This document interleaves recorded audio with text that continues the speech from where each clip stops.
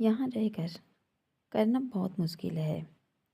सब उनसे खौफ खाते हैं, बल्कि आप लोग सावधान रहें। कहीं इस सब के बाद वो आपके भी दुश्मन न बन जाएं। आप हमारी चिंता मत कीजिए।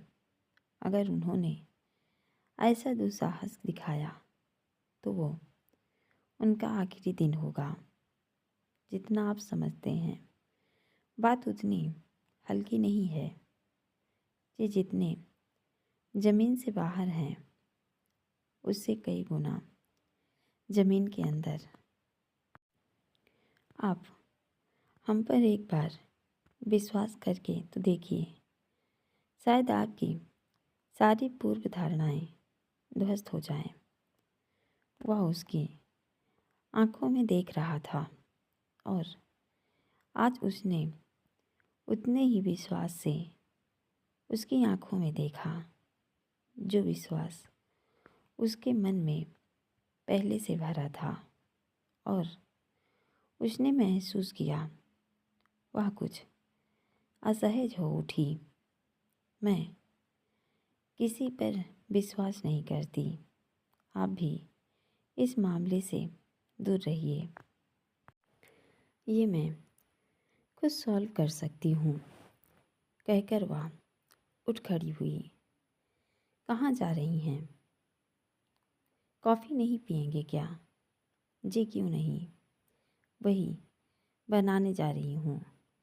जब तक आप बच्चों के साथ खेलिए, कहकर वह किचन में चली गई।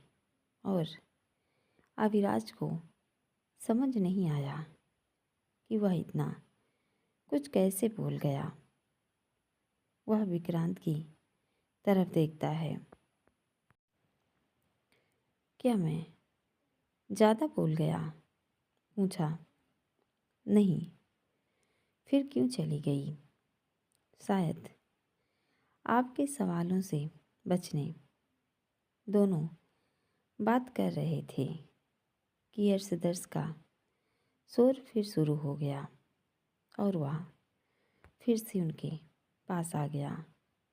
वह भी उनकी शरारतों में शामिल हो गया। बेटा, बोला डैडा, वह बोला।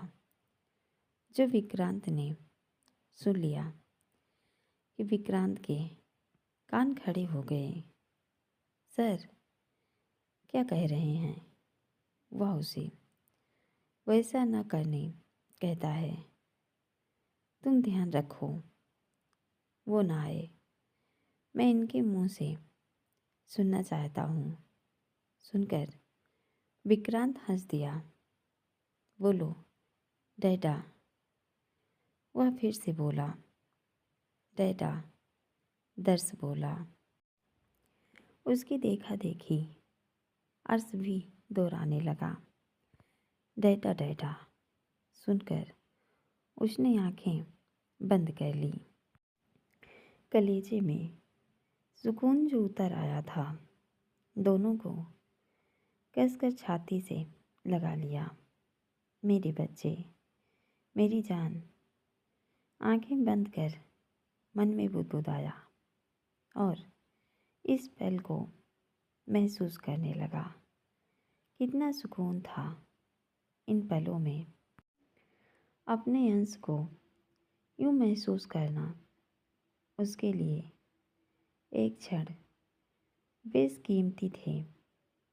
तो पछतावा हो रहा था उन पलों के लिए जब वह उनके पास नहीं था। मुझे माफ़ कर दो मेरे बच्चों कि तुमसे इतने समय दूर रहा। मैं तो खुद को सिर्फ आहाना का दोषी मानता था, पर उससे भी ज़्यादा मैं तुम्हारा दोषी हूँ। जब तुम्हें और तुम्हारी माँ को मेरी ज़रूरत थी, मैं तुम लोगों के पास नहीं था। ये सब मेरे कारण हुआ। मैं ही वजह हूँ। तभी मुझे ऐसी सज़ा मिली है। मैं कितना बदनसीब हूँ कि यह समझने कितना अधिक समय लगाया कि असल सुख और सुकून बस अपनों के साथ है। झूठी खुशियों के मुंह में अपने सच्ची खुशियाँ छोड़ता गया।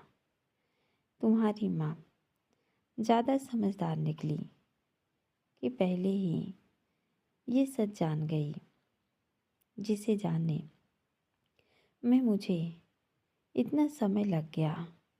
काश मैं तब समझ पाता कि धन दौलत शोहरत वो खुशी कभी नहीं दे सकते।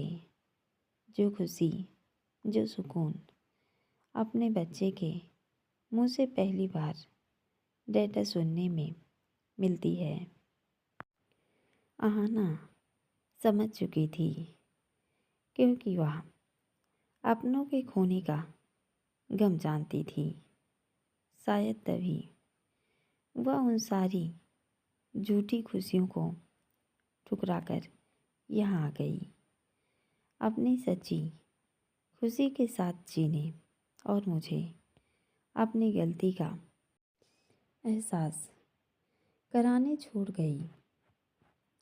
मन में जो भी आ रहा था धीरे धीरे बुदबुदा रहा था, मानो उसका माफ़ीनामा था उन दो मासूमों के लिए जो उसका खून थे और उसे इस बारे में पता नहीं था।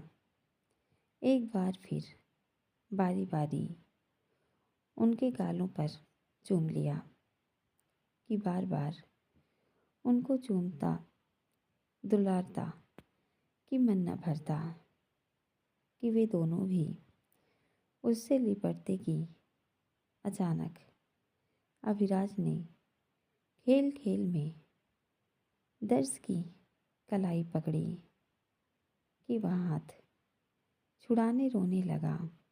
वह हैरान हुआ, पूछा तो अपनी तोतली जुबान में बोला, हाय हाय। उसने गौर किया कि उसके हाथ पर चोट आई हुई थी। यह कैसे हुआ? पूछा, पर वह बस रोए जा रहा था। शायद जब वह उस दिन लॉन में गिरा था तब लगी थी। अब उस पर जो पपड़ी जमी थी उसके पकड़ने से छिल गई कि देखकर दिल फट रहा था। सॉरी बेटा, सॉरी सॉरी। डैडा भूल गए कि आपको चोट आई है। उसके हाथ पर फूंक मारता, कभी पुचकारता। उसके दूधिया गाल रोने से लाल हो गए थे। उसके गालों पर ढुलक आए आंसू हाथ से साफ करता है कि वह चुप हो जाए।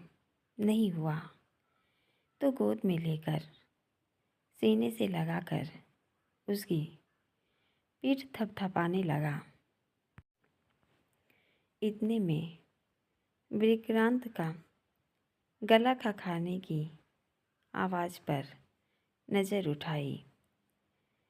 वह हाथ में कॉफ़ी की ट्रे लिए खड़ी उसे अजीब नज़रों से घूर रही थी कि उसे खुद से अलग किया, जैसे चोर चोरी करता पकड़ा गया हो।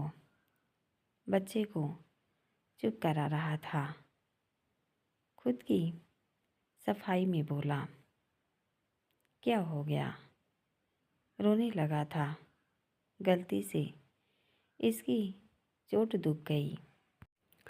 उसने बताया तो वह कॉफ़ी नीचे रखती है और दर्श को गोद में उठाकर चुप कराने लगी कि अब वह सुबकता उससे चिपक गया।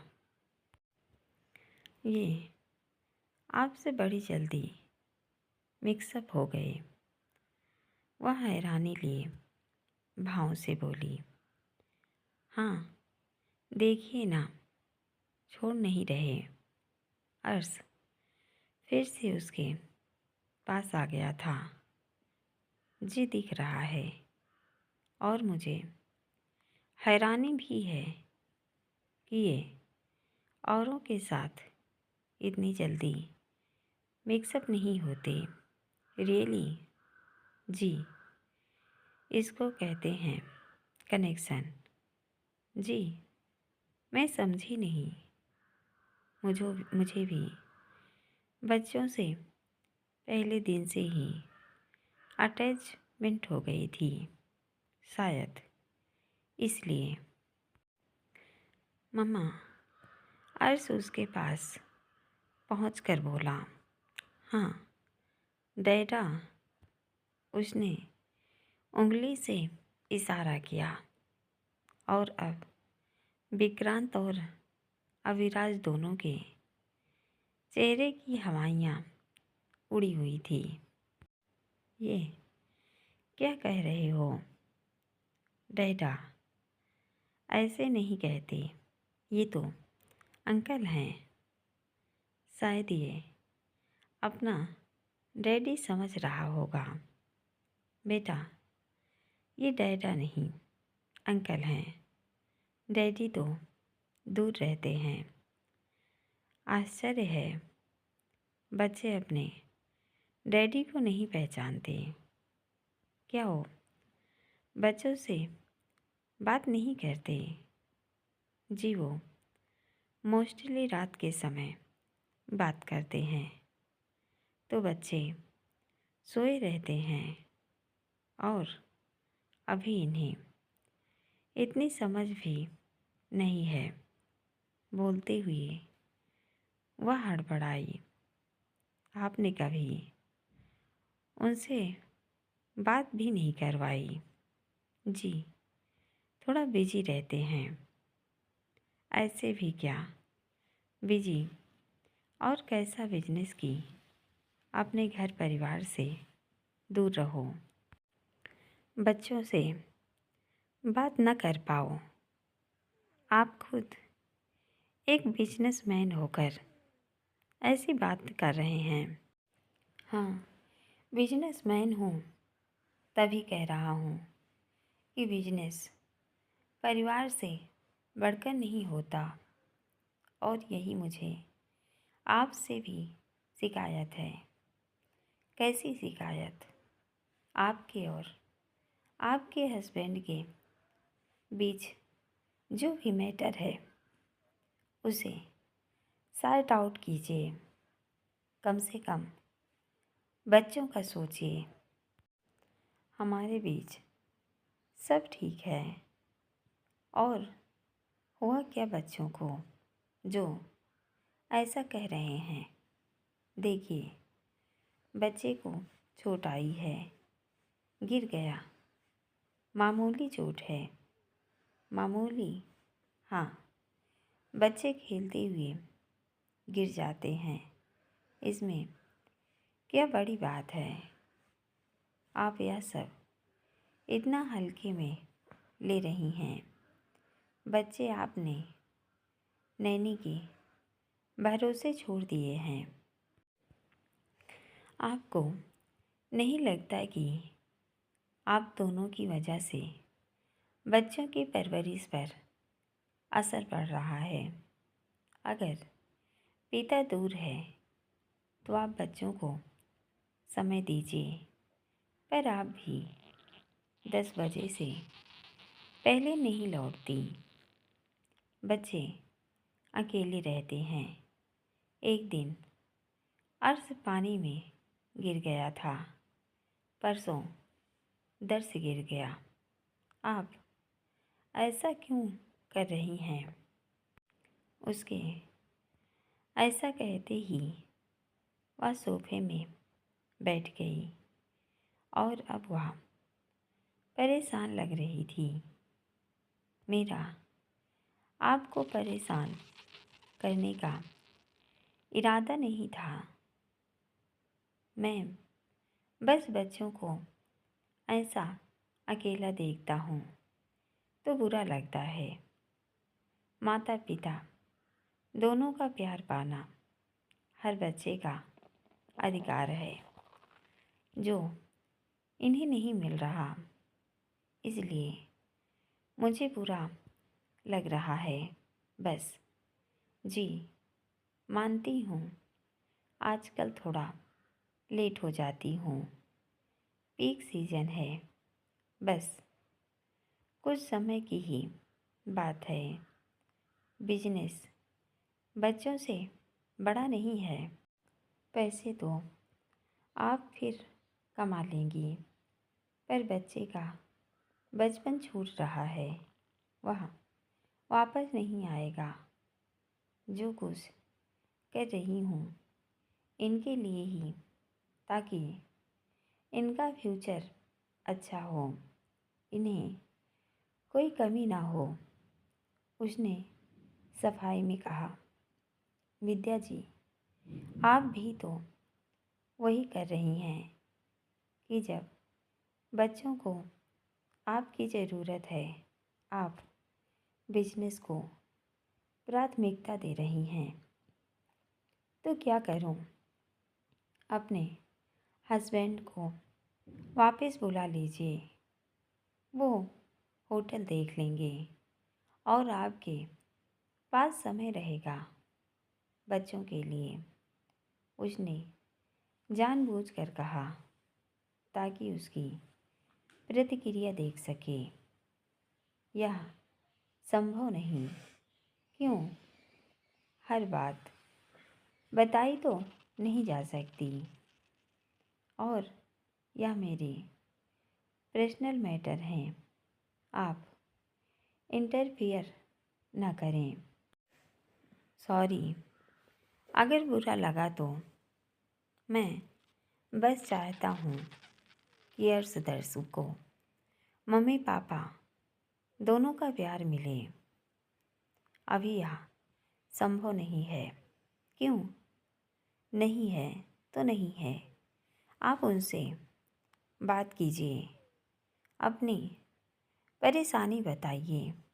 देखना, वो सब कुछ छोड़कर दौड़े भागे आएंगे।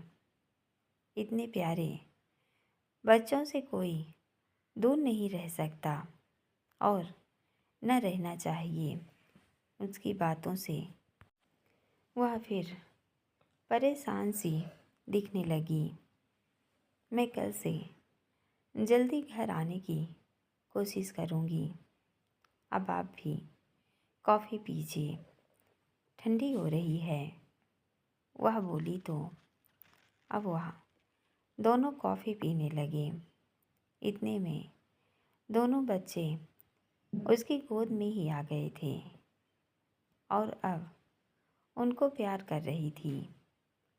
उसे याद हो आया जब पहली बार आहाना ने नशे की हालत में उससे कहा था कि उसे 3 बच्चे चाहिए, और उसके होठों पर मुस्कान आ गई। आहाना बेबी, तुम स्वीकार लो कि तुम आहाना हो, और फिर मैं तुम्हारी 3 बच्चों वाली ख्वाहिश भी जल्द पूरी कर दूंगा। बेबी गर्ल का आखिर अर्शदर्श को एक बहन भी तो चाहिए, बिल्कुल तुम्हारे जैसी।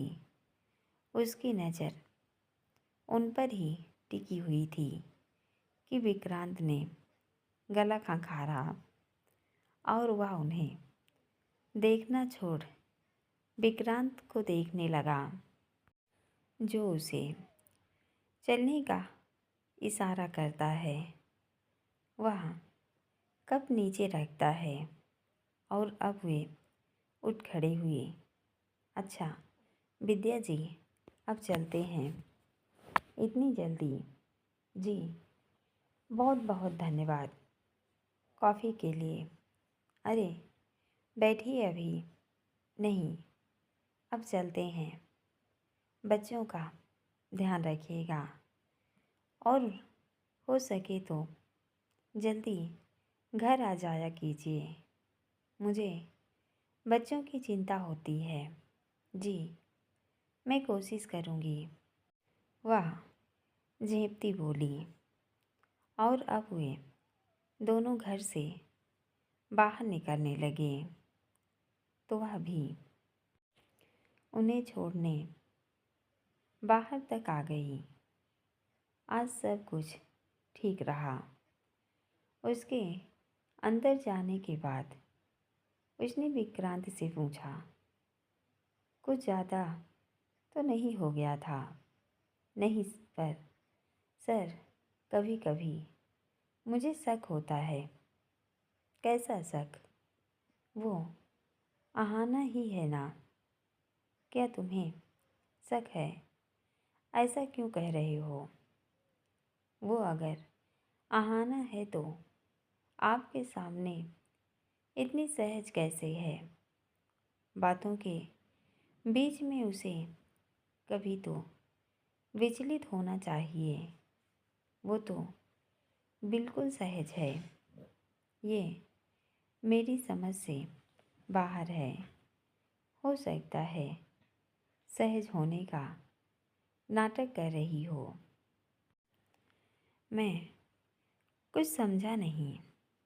विक्रांत, वो नाटक कर रही है कि हमें यकीन हो जाए कि वह विद्या है या फिर वह विद्या के किरदार में रहना उसकी कोई मजबूरी हो। आप इतने विश्वास से कैसे कह सकते हैं? तुमने गौर किया, पति के नाम पर वह असहज हो रही थी। हाँ, ये तो मैंने भी नोटिस किया। वह आहाना ही है और उसका कोई पति नहीं है। वह मेरी परीक्षा ले रही है या फिर बदला भी, पर मुझे इसमें पास होना है।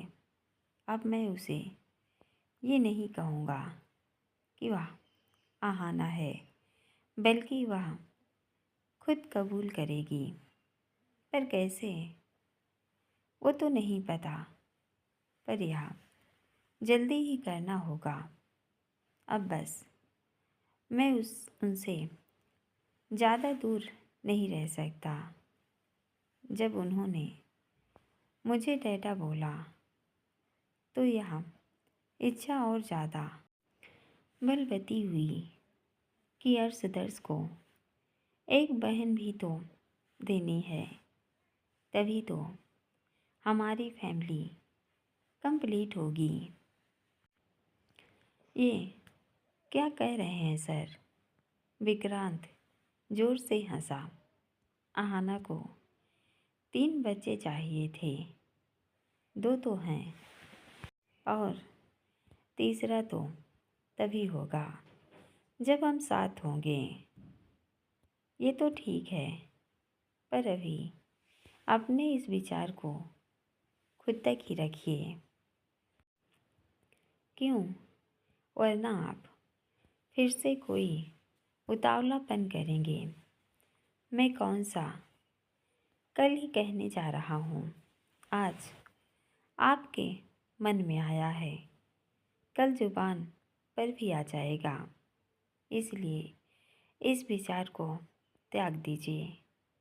जब तक हमें बच्चों की बाल या कुछ ऐसी चीज़ हासिल नहीं हो जाती जिससे हम उनका डीएनए नहीं करवा लेते, तब तक आप चुप रहेंगे। अगर उसे शक हुआ तो वो हमें बच्चों के आसपास नहीं भटकने देगी और इतने दिन के लिए किए कराए पर पानी फिर जाएगा। विक्रांत ने उसे चिताया। मैं कोशिश करूँगा। 2-3 दिन का समय बीत जाता है। इस दौरान अविराज आहाना व बच्चों से दूर रहा, पर सिर्फ उसे दिखाने के लिए उसने कोई खास कोशिश नहीं की कि बच्चों के पास जाने की। हाँ, वह सुबह व शाम दोनों समय बालकनी में आ जाता। जब वह जाती और जब लौटती, और जब बच्चे खेलने आते, उसने नोटिस किया कि अब वह पहले के जैसे समय पर लौट आती है। उसने उसकी बात मान ली थी। सोचकर ही उसे अंदर से बहुत खुशी महसूस हो रही थी। सिर्फ यही नहीं, वह जब बच्चे को लेकर लॉन में आती तो उसे बालकनी में देखकर मुस्कुरा भी देती है।